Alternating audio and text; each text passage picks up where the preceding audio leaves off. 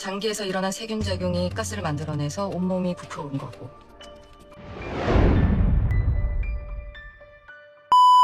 Pembantu Rohi kembali setelah berlibur selama beberapa hari. Saat hendak masuk ke dalam rumah majikannya, pintu pagar sudah terbuka dan begitu masuk dia mencium bau yang menyengat. Semua jendela dibuka olehnya untuk menghilangkan bau tersebut. Dia terkejut begitu mendapati majikannya sudah tewas.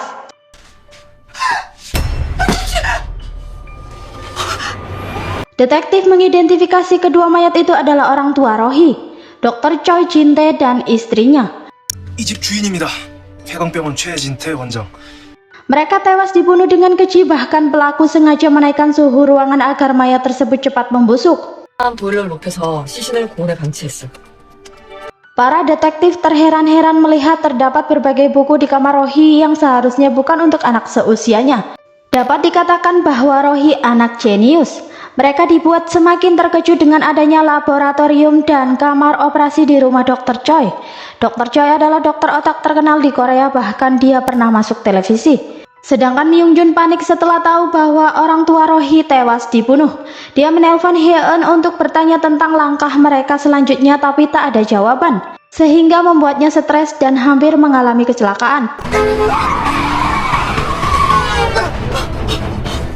Karena tak ingin disangkut pautkan dengan pembunuhan itu, dia pun membakar mobil dan ponsel yang digunakan untuk menghubungi Hye-eun dan orang tua Rohi.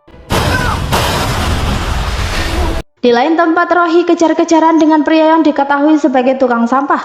Namun Rohi tertangkap dan dibawa menggunakan gerobak. Saat itulah Myung Jun yang berlarian mencari Rohi muncul di hadapan pria tersebut. Dia mencurigai Rohi ada di dalam gerobak tersebut. Benar saja, Rohi ditemukan dalam keadaan pingsan. Tukang sampah melepaskan gerobaknya. Alhasil gerobak berisi Rohi terjun bebas ke bawah.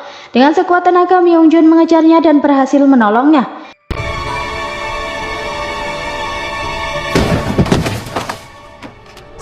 Setelah kejadian itu, Myung Jun membawa Rohi pindah dari rumahnya karena rumah tersebut sudah tidak aman untuk mereka. Singkat cerita, karena menelpon Hye-eun tidak pernah diangkat, maka Myung Jun mengirim pesan suara yang mengatakan bermaksud akan memulangkan Rohi sebelum keadaan menjadi semakin kacau.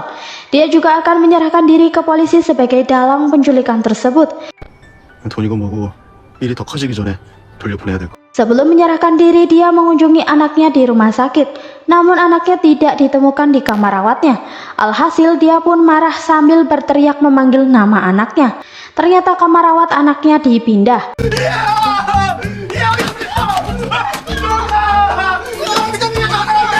Perawat mengatakan semua biaya perawatan dan operasi HI sudah lunas.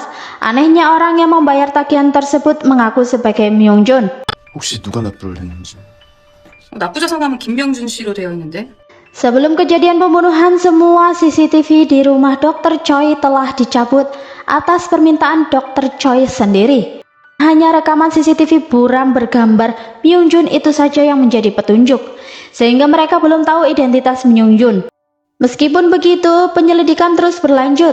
Namun Sang-yeon, detektif yang menangani kasus pembunuhan itu, belum mengetahui motif pembunuhan tersebut. Sang-yeon berpendapat motif pembunuhan bukanlah uang, melainkan hal lain yang harus mereka gali lebih dalam. 부모들인데 왜 죽였을까?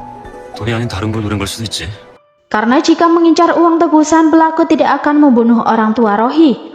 Melalui Dr. Jondo, rekan kerja Dr. Choi, Sang-yeon dan detektif lainnya mendapat informasi bahwa sebelum tewas, Dr. Choi memesan 2 tiket liburan ke Singapura atas nama dirinya dan Rohi.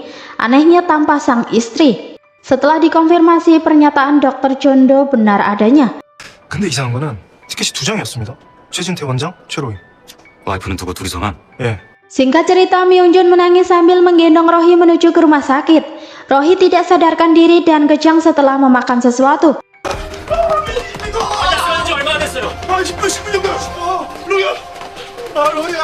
Myung Jun gemetar takut ketahuan saat mendaftarkan Rohi untuk mendapatkan perawatan dari dokter. Perasaannya sedikit lega karena sistem sedang error, maka dia hanya diberikan selip sementara.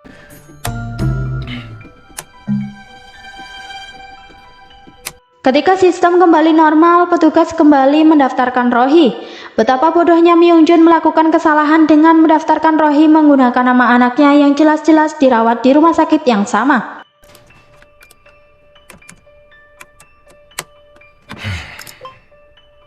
Sementara itu, seorang perawat melihat bekas luka penyiksaan di tubuh Rohee saat akan memberikan infus kepadanya.